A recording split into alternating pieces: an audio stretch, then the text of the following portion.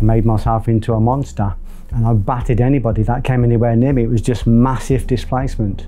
Been abused at the age of 11, that's not going to happen again.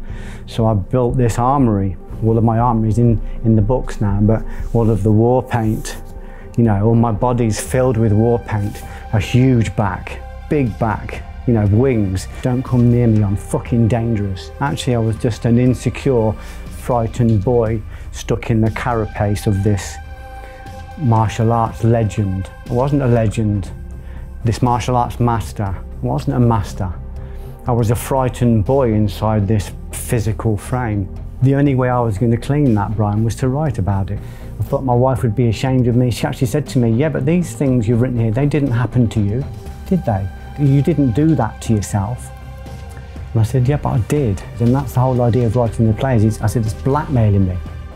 You don't remember me. And he just looked up. He's a big guy. And I said, when I was a boy, you sexually abused me. And he went to stand up and I said, sit down. You need to know I forgive you. And I went to walk away and he stood up and he put his hand out and he was trembling like that. And that was the very, very beginning of my repair, my healing, my return back home.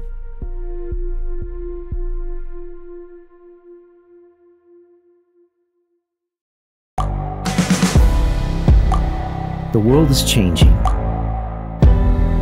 Inspiration is everywhere. It has never been so easy to connect, share, and bring people together. We're learning from others and finding the best in ourselves. Challenging our beliefs. Sharing our vulnerability. Overcoming our fears. Transforming ourselves so we can transform the world. How far can we go? This is London Real. I am Brian Rose. My guest today is...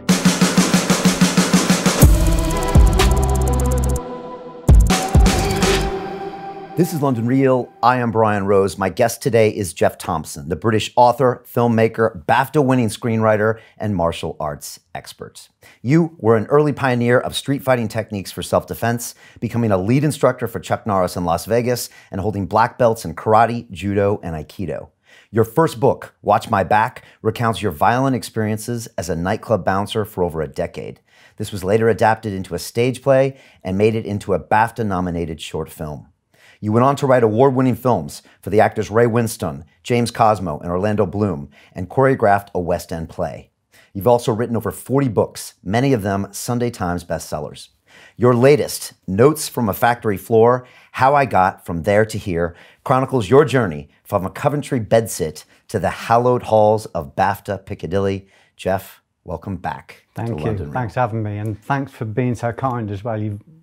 I was just saying to you about that, you've always looked after me, and I'm really grateful. You always look after me. Well, you know, you're worth looking after, Thank Geoff. you. I said to someone today, I said, this guy's a national treasure, and I think you are. I think you are, Geoff. And so people that don't know, you know, we've had quite a history. I think 8 years ago, we had you on the show for the first time back in the old studio. Yeah. And then I had you back on for a one-on-one maybe a year or two later. This is before the leather chairs and the dog and all that stuff. And so we've had some really deep, incredible conversations over the years. And I know you've been kind of, you know, gone underground for a while to create and do everything. And so I'm just really glad you're here. And nah, thank you. I'm very grateful for the invite. Yeah, we got so much to talk about, the book and everything. You know, maybe kick off, you know, we were just talking outside about one of the films you wrote called Romans that's now really kind of finally been released in the States. And I think it was filmed maybe 3 years ago, stars Orlando Bloom. I got a chance to watch a screener of it about a year and a half ago, and it's super powerful. And, you know, it's amazing to see that, you know, getting a lot of exposure. I know Orlando's being talked about, but the movie, you know, it has a lot of parallels with your life. It's very autobiographical, and it's very deep, and it's very real. And I just watched one of your short films, Bouncer, and anybody can watch it on YouTube. It's 9 minutes long. I think it was the first film that you wrote and made. First film, And again, you know, I'm living the life of a bouncer from Coventry, and I've never been to Coventry, and I'm from San Diego, California. And yet within the first 60 seconds, Geoff, it resonates as a real part of the human experience. And I felt the same way watching Romans, is that I only needed a few minutes and I was like, there's something real here. And people connect to that. And I guess I'm just wondering, how do you create something that immediately can be, that resonates with people? You know, how are you able to write that way? Well, you tell the truth. I remember when I was suffering with depression, when I was younger, I was married, got young children, very depressed, trying to read books and trying to find out what was wrong with me. You know, I was tortured by depression. I remember looking at books and reading things and thinking I need to find the truth, and none of them were giving me the truth. I was reading stuff and thinking, this isn't honest. They're not telling the truth here. I need someone to tell me why I feel like this, and they weren't doing it. And I remember thinking way back then, when I find the truth, I'm going to tell everybody. So when I eventually did go on the doors and confront my fears, and I built a pyramid of fears and climbed up it and became a bouncer. When I found the truth, I decided I'm going to write a book and I'm going to tell the whole truth. And I remember my elder brother, Ray, who was also a writer, he read the first draft of Watch My Back and he said to me, "Are you sure you want to release this?" And I said, "Why?" And he said, "Because you're so vulnerable in this." And I said, "Yeah, but what's the point of doing a book if I can't be vulnerable? Who's it going to help if I can't be vulnerable?" I didn't realise, Brian, but I'd actually triggered on the secret to the tree of life. There's an old saying in Judaism that says, the master sets the table for the servant before he eats himself. In other words, if we want to know something, if we want to find something, find somebody that needs it more than us, and it will be given to you. So we receive in order to share. Now, I did that by accident because I just thought there must be loads of kids out there who are suffering like me, waking up at 4 in the morning in a cold sweat with their wife next to them in bed asleep, who you know can't help you, and your children next door, and you know you can't explain to them why you're so depressed, and the doctor who wants to give you pills because he doesn't know the answer either, and you are surrounded by people and nobody seems to want to help you, or they can't help you, or they either don't know the truth, or they can't articulate the truth, or they're too afraid to say the truth. So I had to have the courage to tell the truth. That's all I do, really. I pick up on the rhythm of Coventry's a very poetic city. I pick up on the rhythm. I love the dialogue. We spoke about it, I love sound. The Japanese call it kotodamagaku, the use of magic sound. In Egyptology, they call it heka, same thing, magic sound.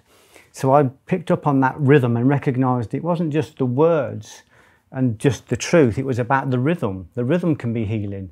I was talking to one of your lads out there, James, and he said he read Watch My Back in one sitting. It's 120,000 words. But it's because the rhythm is pleasing and it's easy and it's full of truth. But you know it's full of truth when you're scared to share it. When you're scared to give it out to somebody, when you're scared to let somebody read it, when you're scared to publish it, you know you've hit truth.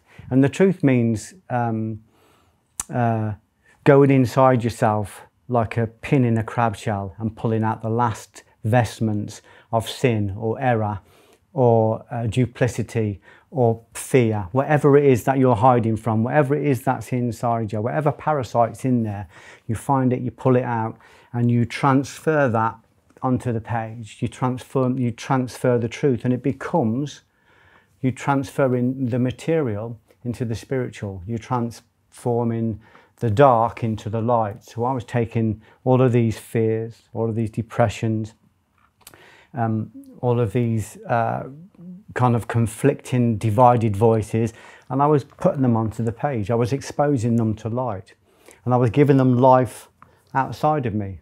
I'll tell you a story that I've never told anybody. With Romans, I had a voice in my head.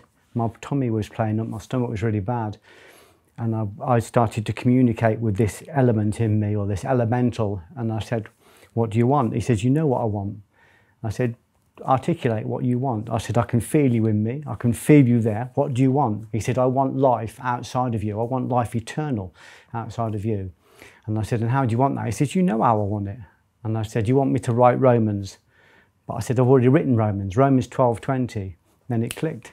There's a bigger story. Romans 12:20 was about a short version of Romans, which was about the conflict of a person that's been abused at the age of 11 and is displacing it violently at the age of 30 or 40. But there are other elements. It wanted me to talk about the relationship with people, why people deny that you've been abused because they're afraid of it. The police, you know, maybe family, maybe friends, maybe this internal voice that says, you're getting a lot of mileage out of this, aren't you? And so it wanted life outside of me. So I was working with Paul and Ludwig Shamazian, who, as you know, I love. They're visionary, and they wanted to give me notes. And I said, I don't want any notes. I don't need any notes. This element inside me knows what it wants to say, and I'm going to bring it out, and I'm going to say it. And I'm going to put in all the things that I'm afraid to put in, the things that I'm afraid for my wife to read, the things that I'm afraid for my agent to read, the things that I'm afraid to put out into the public. I'm going to put the whole lot down. I wanted to write about, not just about the grooming and the abuse, but the second abuse with, you know, familial denial, and also, you know, what's left inside you. When somebody abuses you, they don't just abuse you, they take something from you. They take a part of your soul and they replace it with a parasite. So even over space and time, they're feeding from you. Do you think about somebody 20 years after they abused you, rushes of adrenaline, fear, anger. I mean, you know, I went on the doors. I made myself into a monster and I battered anybody that came anywhere near me. It was just massive displacement. Been abused at the age of 11, that's not going to happen again. So I built this armory. It's not here now. It's all of my armory is in the books now, but all of the war paint, you know, all my body's filled with war paint, a huge back, big back, you know, wings. And I got rid of all the prettiness because I was a pretty boy. I got rid of the prettiness, got cauliflower ears and broken nose. Don't come near me, I'm fucking dangerous. Actually, I was just an insecure, frightened boy stuck in the carapace of this martial arts legend. I wasn't a legend. This martial arts master. I wasn't a master. I was a frightened boy inside this physical frame.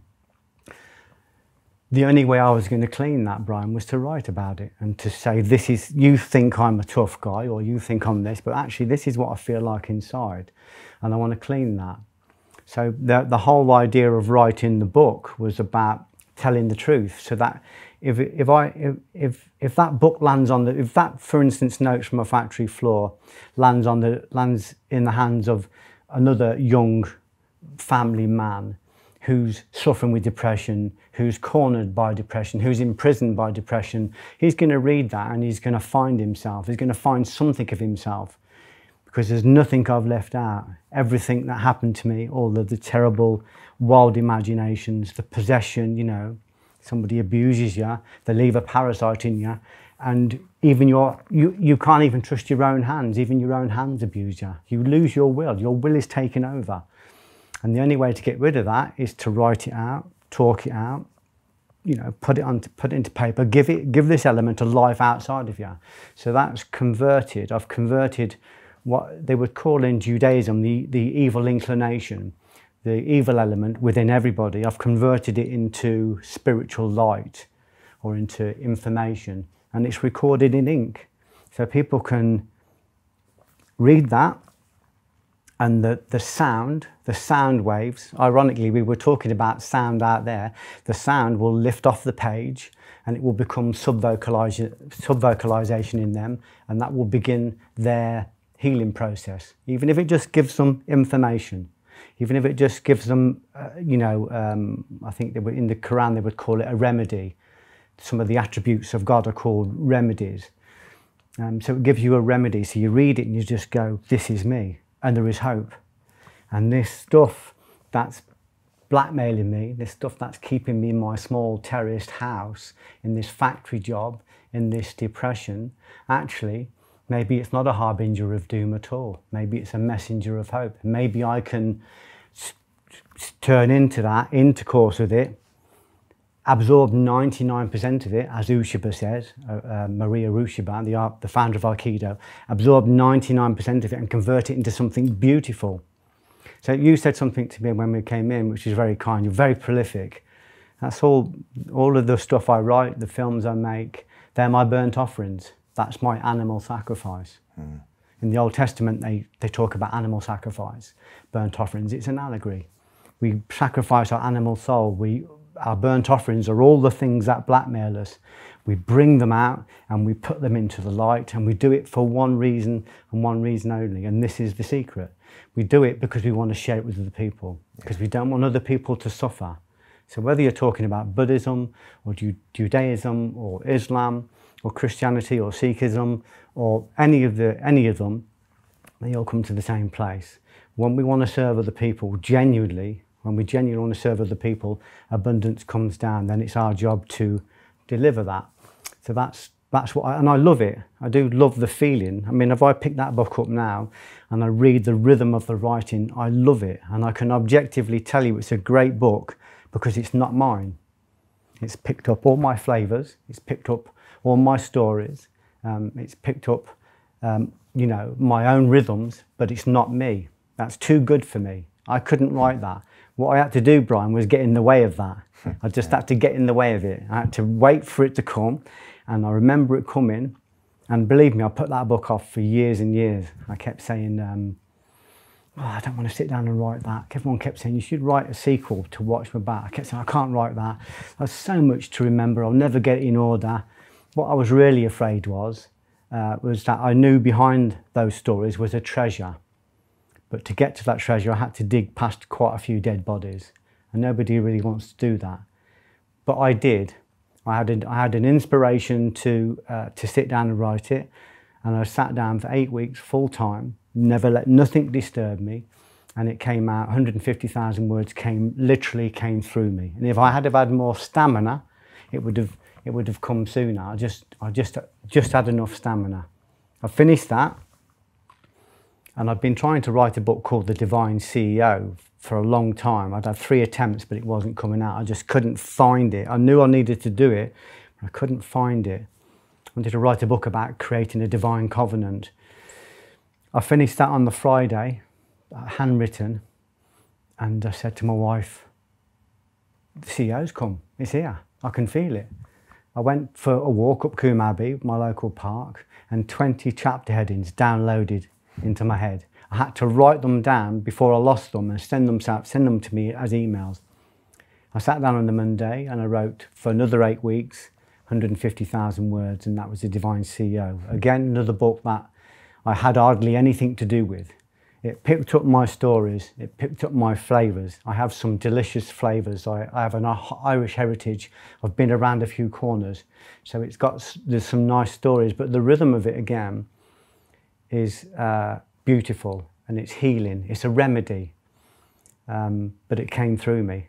And what I've done with my life now is I've just got rid of everything so that I can make myself a vessel just to receive this work and put it down. But that doesn't mean it's easy, because it can feel like burnt offerings, animal sacrifice. You know, just by the nature of what I'm saying, you can tell it's painful. Yeah, it's uncomfortable to do. I had a bit of a flashback there, Geoff, to 2 years ago when I decided to tell my story of, you know, heroin overdose and addiction. So, and for people to look at me, that's the last thing they would expect. Yeah. But when I was doing this Ironman race, it just came out, and there was the night before we were going to release this, and I had all this fear, and I was just like, you know, how was everyone going to deal with it? And I hadn't told my wife for 16 years. I hadn't told anybody, Geoff. And then finally we released it, and because I knew it was the right thing to do, because it was going to help a lot of people. Yeah. And it did. It was a wash of people with all the same stories and family members, and it just all came. But there was that moment where it was literally terrifying.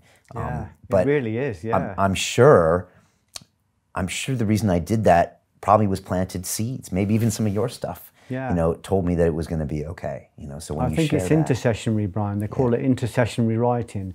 So your work will go out there, your story. If you tell it from an honest place, which you do, and I do, then it'll act as an intercession in somebody's life. They will receive it at a specific time. That will, you know, well, you've known yourself from your own stories that it can stop someone from committing suicide. It can stop someone from making the wrong decision. It can interrupt their life and take them on a completely new path. We had a lovely story about Romans, because I said to the lads, look, all we need to do with this, with Paul and Ludwig, I said, all we need to do with Romans is tell the truth. and we need to protect the truth.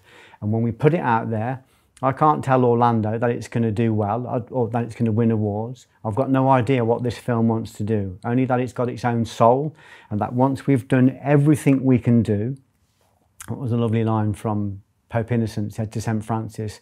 He said, I expect you to do everything. No, I said, I only expect you to do what is possible, but you must do all of it. So I said, we've got to do everything we can possibly do, and then we've got to let go of it. What it does after that is not up to us. I said, but it will go out and it will work and it will touch people that we will never meet.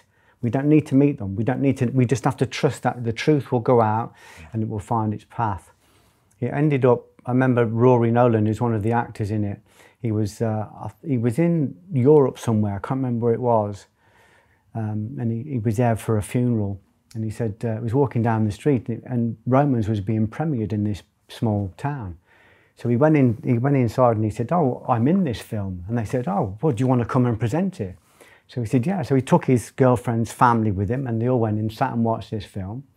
And they all, you know, got a lot from it. It's a challenging film. But he said they sat round afterwards, eating, and the mother of the family was saying, it's a good film, but, you know, I don't think abuse goes on in the church like they say it goes on. I don't think that's really true. I think that's bit exaggerated.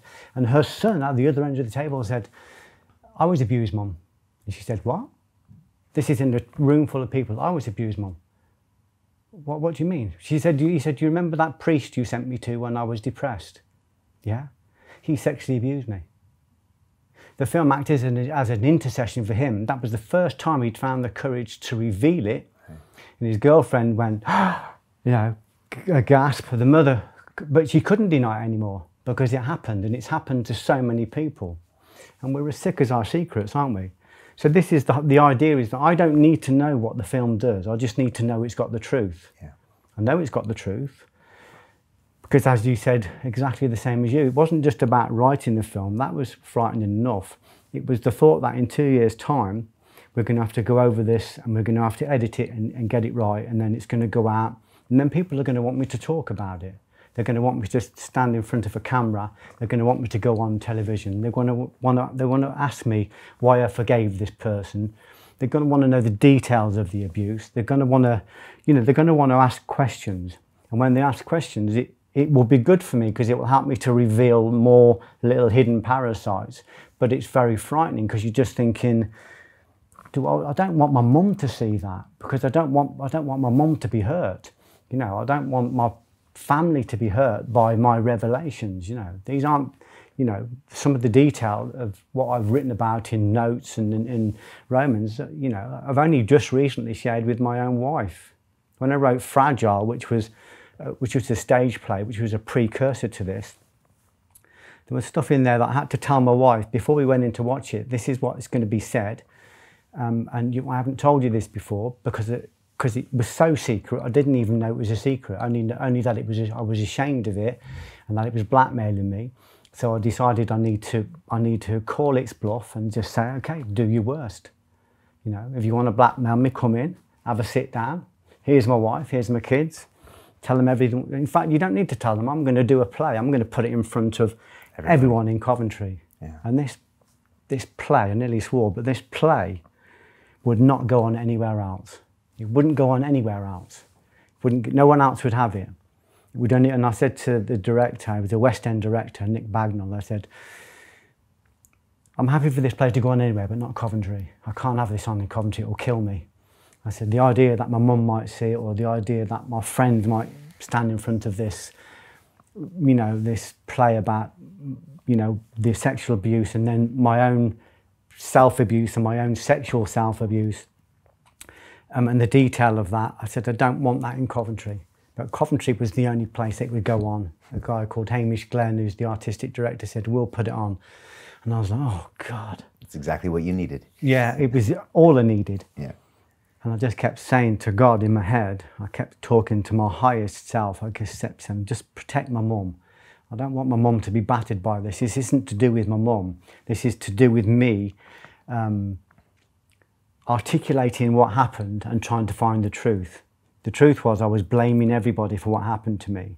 wasn't conscious, but there was blame there. I was blaming my mum, I was blaming my dad, I was blaming the person that abused me, I was blaming the police, I was blaming society, I was blaming anybody that denied what happened to me. When I actually did the play and went through the layers, all I cared about, Ryan, all I cared about was protecting my mum. I loved my mum. I just loved her. I felt love at the very core of this. I wasn't abandoned by anybody. I thought I was abandoned by God, by my very source. This is what Julian of Norwich said. We're not afraid of being abandoned by people. We're afraid of being abandoned by God, by our source. And of course, when I got to that point, I don't know how I'd missed it, because all of my characters were screaming, shouting at God, at Buddha, at, you know, at Christ. Where the fuck were you? Where were you? And eventually I had a dialectic with God in my own head. And he said, you think I abandoned you? And I said, yeah, I did. I do think that. And he said, I didn't abandon you, but did you abandon you? And I realised I had abandoned myself. I'd abandoned myself for many years. And I realised that God is omniscient, omnipotent, he's omnipresent. It's like that sound on your gong out there. It just permeates everything, and it just keeps building up. We can't be abandoned by our source, because it is us, you know. The Atman and the Brahman are one. The soul and God are one. This body and everything in it is one with everything. Everything is connected. And when I realised, when I went through all of those layers and ticked them off one by one, it wasn't his fault, wasn't her fault, wasn't their fault. And I said to God, it was your fault. And he goes, no, not me. But maybe, you know, maybe we can look a bit closer to home. Once I realised that, I can't tell you this overwhelming release, this expansion of consciousness. It's like I'd reclaimed something of myself, and it just filled with consciousness. And I just felt this overwhelming love for my mum. I just couldn't stop touching her. I kept pretending to throw her with my judo throws, and I just such unconditional love for my mum and for my dad and for my sister and for everybody. I suddenly realised that, you know, I'd still got things to work on, but God, writing that play, it took me to the very, very edge. On the morning the play came on, Brian, I broke my ribs in training. Everything was trying to stop me from getting to that play. Yeah. Everything was trying to stop me. I thought my agent was going to sack me. I thought my wife would be ashamed of me. She actually said to me, yeah, but these things you've written here, they didn't happen to you, did they? I'm like, you didn't do that to yourself. And I said, yeah, but I did. And that's the whole idea of writing the plays. I said, it's blackmailing me. So I just got to stop it. I've got to bring it out. What did your mom say? She just said, because I asked for her to be protected, she said, what's the play about? I said, it's about a boy that was abused. I said, and his parents deny it happened. I said, it's an amalgam of lots of stories. Oh, lovely. What do you want for breakfast? Did she see it? No. No. She doesn't see my stuff. She doesn't look at it.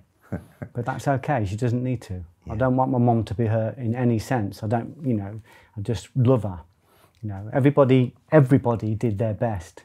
And my life is prolific and beautiful and expanded and articulate because that happened, not despite it.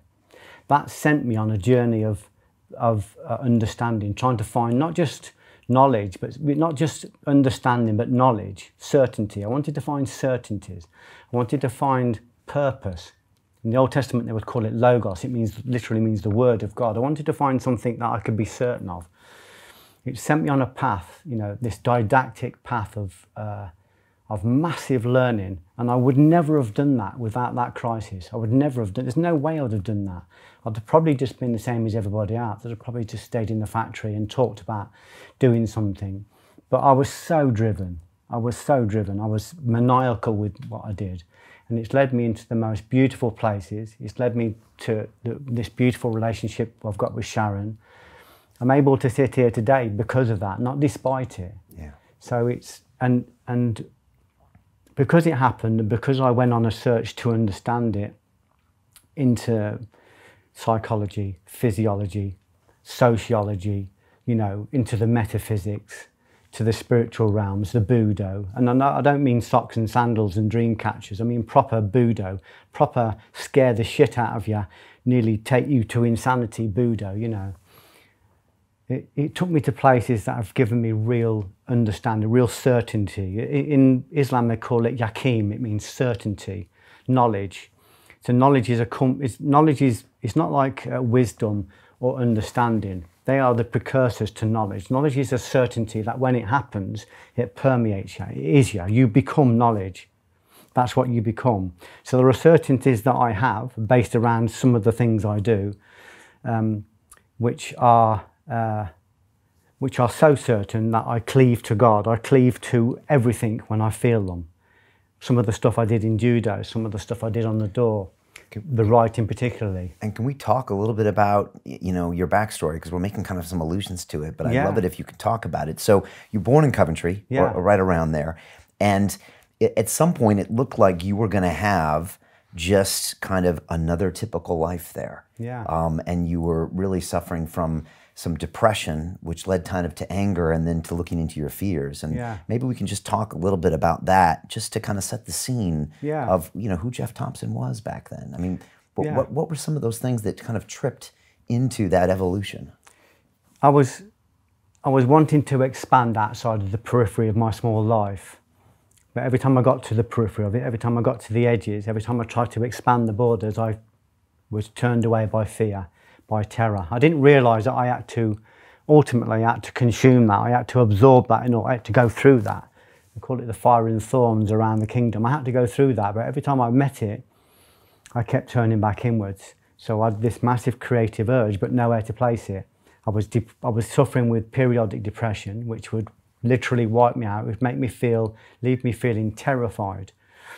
And this, you know, again, I had a young family and I was working. So this, mid-20s? Yeah, my mid-20s. Okay. I was a second Just another bloke in Coventry another working, guy who's also in a factory. Okay, in a factory, but also severely depressed, Yeah. not knowing what to do with it, and not having anybody to talk to about it, Yeah. and not having a book like yours to read about it, because no one Nothing. had written anything like that before. There was nothing that I could find. That you could relate to. No, there's nothing there at all. Then it just something happened. I would say this was my first communication with my soul. One day I was in the pits of depression. I just found this anger and I just thought, I'm not having this anymore. I'm not having it. I'm not putting up with this anymore. So I just decided, I just had this idea to write down everything I was afraid of and systematically confront it one by one. I drew a pyramid on a piece of paper. Again, the idea just dropped into my head like a coin falling through water. I wrote my least fear on the bottom step, my worst fear on the top step, and I systematically started to confront these fears. I started to intercourse with them. I started to call them out. And one by one, as I overcame these fears, I developed desensitization to the biology, you know, the adrenaline. I reclaimed parts of myself. So the part where all the fears were residing, there were places they were squatters. So when I got rid of these fears, I would confront a fear and keep confronting it until the fear dissipated. So the nature of the fear would be liberated, and the effulgence, the energy that was in the fear, would come back to me. So I'd reclaim these little parts. As I started to climb the pyramid, I recognised that the fears I'd written down, spiders, fear of dentists, were kind of placeholders. They were covering deeper fears. So I was afraid of my wife. I was afraid of confrontation with my wife. I was afraid of my mother. I was afraid of any kind of confrontation. I was afraid of change. I was afraid of success. I wanted to be successful, but I was afraid of it. I was afraid of what does it mean if 1 minute you're Geoff the factory worker, then suddenly you're on Richard and Judy talking about a book you've written. What does that mean? How does that affect your family dynamic? How does it affect your friends? Not in a good way, I can tell you. You know, you can lose 95% of your social circle just by becoming successful. Because they're like, oh, you know, people would tell you can't even speak to Geoff now that he's doing well. And they just literally make it up. They don't know how to cope with you being successful. They don't know how to cope with you breaking outside the boundaries of what they know. So I started to climb the pyramid of fears. One of those was confrontation physically with another human. That was the top fear. Okay. On the way up, I started to confront the idea that I was afraid of change. So I changed my job. I went off shift work and went on to a day job. I was afraid of standing up to my wife, so I started to stand up to my wife. I just started to get very confident. The top fear was a fear of violent confrontation. So I obviously I did what anybody would do. I took a job as a nightclub bouncer in in the roughest nightclub in Europe. That's what anybody would do. So I took this job as a nightclub bouncer, and I just thought, I'll just do a couple of nights, I'll just confront it. My training was starting to get a bit more realistic, but I didn't really know what worked in a real fight. Did you have some training? Had you gone to some martial arts I was a courses? second dan. That's what made it worse. I was a second dan, so but depressed. Had you started studying martial arts in order to confront the fear pyramid? And then when you got into martial arts, you said, if I really want to confront it, I need to go in the door. I got into martial arts and I got a first dan and a second dan with the KUGB, which is like a very powerful Shotokan association under a NOIDA from the JKA, Japanese Karate Association. These were esteemed people, but I was still very afraid. I had all of these physical skills, but too afraid of confrontation. I had no control of my endocrine system. Other people had more control of my endocrine system than me. They could trigger my adrenaline like that and I'd feel the flight response or the freeze response and I'd be gone. So I didn't understand this. I didn't understand what worked and what didn't work. I'd got 20 masters around me all telling me different things. They can't all be right. They were all adamant and they were all really believed what they were saying. But I remember being in a fight or watching a fight in a pub when I was 15 and thinking, I was a purple belt and thinking, my karate won't fit into that. It just won't. I am not prepared for this. I don't know what it would do. This is like a cartoon fight with arms and legs coming out everywhere. And I knew even then, but I denied it. I didn't want to challenge the mores. I didn't want to challenge the norms within martial art because it was all, this is what works. We don't question the masters. It was really like some of the stuff we were being taught was like working with a horse and cart when other people were, in the rest of society, working with Ferraris, Right, and this is before the UFC or any kind of sanctioned mixed martial arts. Way before that, everybody was in their little tiny area where they were the best, and then the black belt instructor, everyone would kind of, let them run the show. Yeah. And in that strip mall place, wherever you studied, they were the master. Oh, yeah. But you knew that a bouncer had a different life. I just knew, I knew that I hadn't got the truth. Okay. I knew that I didn't know what the truth was, even though it was right in front of me. And all of the people who I loved and esteemed weren't telling me the truth. And they weren't telling me the truth because some of them didn't know it. And some of them were afraid to look at it because they'd got like 6- and 7-figure companies that were built around something that wasn't true. Right. So they can't just suddenly say that's not true because their whole business, their whole life, their whole personal security was built around something that wasn't realistic. I went on the door, and the first night I did on the door, I knew what the truth was immediately. It was obvious. The environment just said, yeah, well, you can get rid of all that shit because it's not going to work here. It won't fit here. It fell off me like an old coat, and I saw immediately what worked. Which was what? Which was preemption. Attacking first. If you couldn't talk a situation down, if you couldn't avoid a situation, the only thing that worked consistently was to attack first. And all of the other stuff that come with that, like artifice, engaging the brain with a question, hitting certain points which would guarantee or nearly guarantee a knockout. Nose. Using all sorts of deception. But then when I saw that truth and I started to study the exegesis of the martial arts, looking at people like Musashi, who was I think something like a 15th century samurai or a Ronin, and he never worked with anything but preemption. We talked about this on the last show we did, the 3 preemptions. To hit before they think about hitting you, hit as they think about hitting you, hit as they twitch. So we learned this, and it was so brutally effective, that in the end you didn't want to do it because it was, it was like shooting ducks at a fairground. It was just too easy. And it was almost like you'd been given some magic. You'd got this piece of magic, so you stood in front of somebody who didn't know what you knew, which meant he was out of his depth. He was out of the fight before he even knew he was in it. I would use dialogue to engage him and then take him out of the fight with something that was so short and so effective. Sometimes people didn't know who'd hit him because it was so effective and so short. What was even bigger than that, so I got that truth and I go, well, I've got the truth. So then I spent the next 4 years knocking people out. Because I thought, I've got the truth.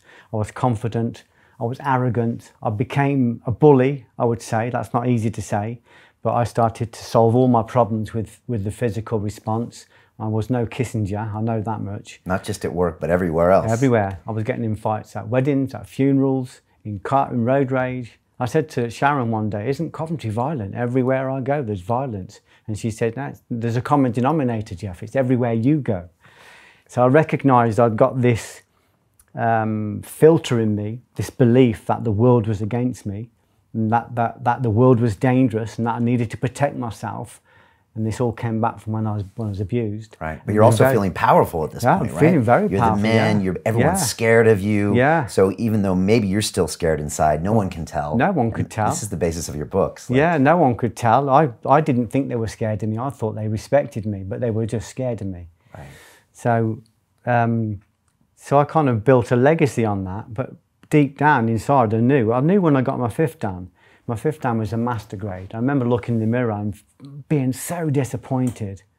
Peter Considine said to me once, you get your 5th Dan, not for what you've done, but what's expected of you. And I remember looking at myself in the mirror and thinking, there's no master here. Maybe there's a masturbator, but there's not a master. You know, I was addicted to sexual pornography.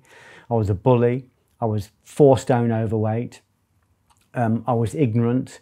All I could do really was have a fight, and I thought that meant I was a master. So I had so much to do. It was so shocking to look in the mirror and see this honest reflection of this person that I didn't like. Wow. I was a bully in every aspect of my life, but no one would have said that I was a bully. I wouldn't have seen myself as a bully, because I still had a gentle nature and I was still kind. But if anybody triggered that old parasite, I would be posturing. I'd be very big, very big, very quickly. I bullied my wife. If I wanted to cuddle with my wife and she didn't want to cuddle, I'd slam doors, and I'd, become monosyllabic, and I'd give her a cold back in bed. When I realised I was bullying her, because what I was actually saying was, if you don't want sex with me, I'm just going to completely withdraw love. I couldn't believe that. So this is where I went from the exoteric training, which is the normal revealed martial arts, into the esoteric training, which is the hidden martial arts. So I started to work on these base impulses as they rose up. They call it apophatic theology in Christian mysticism. Basically, it's we don't really know what God is, but we know what He isn't. So we can find God through negation. So we can contract all of the things that God isn't, and in the process reveal who God is. Or we can find the self, the geometric point, the singularity in ourself. We can find that in ourself by getting rid of everything ostentatious, everything extraneous. So my training, all of my training then became about contraction of the ego in order to expand consciousness. And that's what in Islam they call the greater jihad. The lesser jihad is when we go out into the world and we try and fix the world, or we fight the world, or we take on the world. We buy into all of the different things going on and we go out and we try and fix it. But that's a little bit like sitting in the cinema, watching a horror film and thinking, I don't like this, and then trying to change it at the level of the screen. We know it's not going to change at the level of the screen. We've got to come back to the projector. We've got to come back to the focus. We've got to come back to the film. And that's our cognitions, our perceptions, our precepts, our truths, our beliefs. We've got to come back to them. We've got to challenge them. So that was my apophatic theology. And this is a precedent set in all of the different religions. It has different names. So it was starting to find who was via negation. So I started to find out who I wasn't, and I stopped engaging those parts of me. I stopped engaging anger. I stopped engaging violence. I stopped engaging jealousy. I stopped engaging envy, any of the vices. I just starved them. I recognized that reality existed at the level of engagement. Did you have a moment where you said, I can no longer be this bully bouncer, Geoff Thompson, and I need to make the transition? Because many of your former coworkers probably never made that transition. Or it was made for them by going to prison or getting stabbed, or maybe they still can't figure it out. That's very How did true. you evolve? Is it your nature? I can tell you one point. I'd been brought up a Christian, so I got a foundation of spiritual life or an inner life, but I'd lost it somewhere along the way. And I got into a fight one night. I've been in a lot of fights, and I'd nearly killed a few people, more by accident than anything else, or more just because I was so aggressive. But this one particular night, I really destroyed this guy. I'd been trying to pull away from the violence. I've been trying to avoid it. And this one particular person, ironically, was a karate guy. He was another black belt. And he just kept pushing me and pushing me. In the end, I said to him, "What's wrong with you? You got a problem with me?" He was at the club. This was in a pub, yeah. Pub. This was in a pub. He's just a guy in a pub who looked at me and took a disliking to me. I was balding. I was articulate. You know, I was soft-spoken. I'd got a massive reputation as a fighter, so I don't know how he got past that. He just must have thought, this, you know, I fancy this. To continue watching the rest of the episode for free, visit our website londonreal.tv or click the link in the description below.